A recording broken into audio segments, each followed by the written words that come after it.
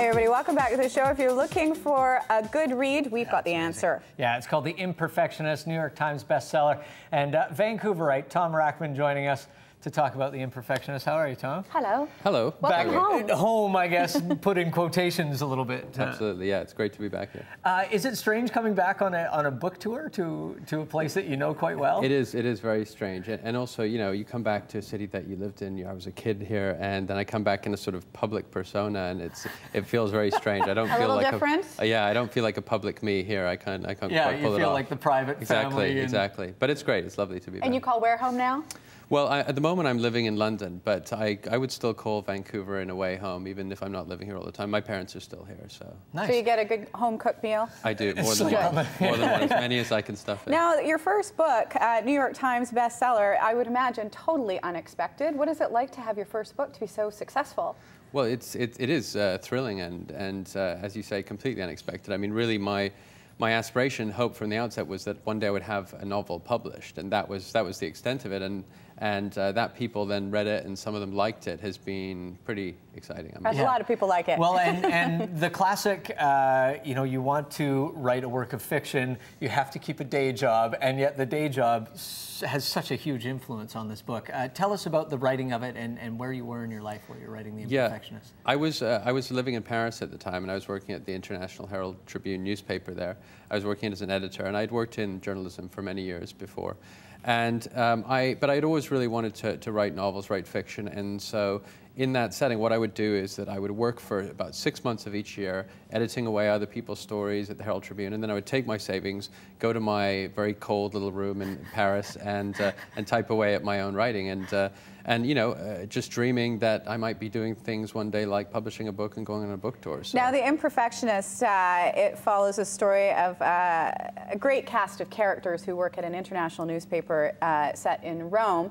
Working in journalism as long as you did, working in newspapers, did you base it on other people that you knew, on yourself? Is it scary when you run into former coworkers? What is it like? No, it's based very much on my experiences within international journalism and abroad in Rome and Paris and other cities. But it's not based on particular people.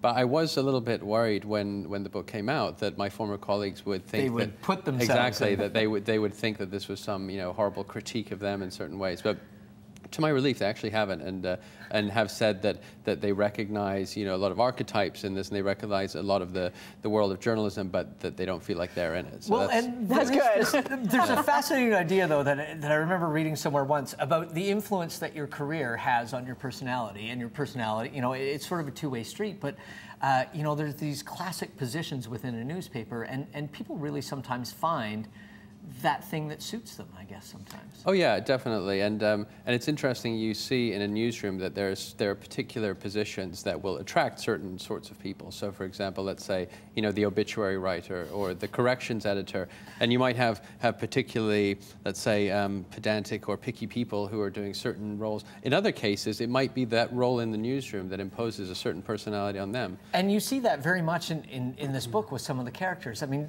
they're not.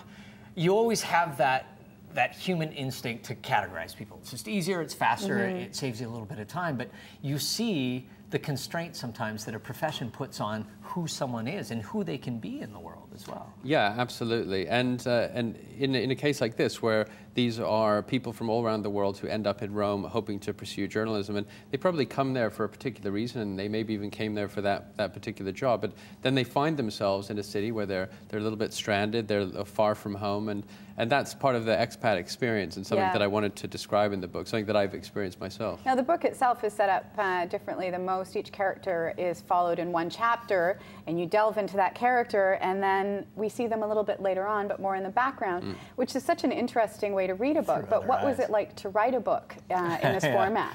It took a lot of balancing, because you wanted to, first of all, as you describe it, it's like that. And I tried to have a full story in each chapter of that character, so you'd really come to understand them. and then suddenly they disappear into the background. But you wanted it to be consistent when they appear in the other ones. And I wanted also that to be appealing to the reader, that they would know who was walking in the background. It wouldn't just be some blank extra walking by. They would know exactly who it was. And so that was a great challenge. I told you it was almost like a reference book sometimes. You know, you would see this character appear and you would flip back to their chapter and see the difference between how they were perceived versus how they felt. Absolutely. And also how they changed as a result of their story. You'd see that they became different people as the story went on in other people's lives. Yeah. Was it difficult for you to write it as you had delved so, you know, you had such detail in one chapter, and then to step back and have a different perspective perhaps from the outside on these characters? Is it weird to have to take that step back?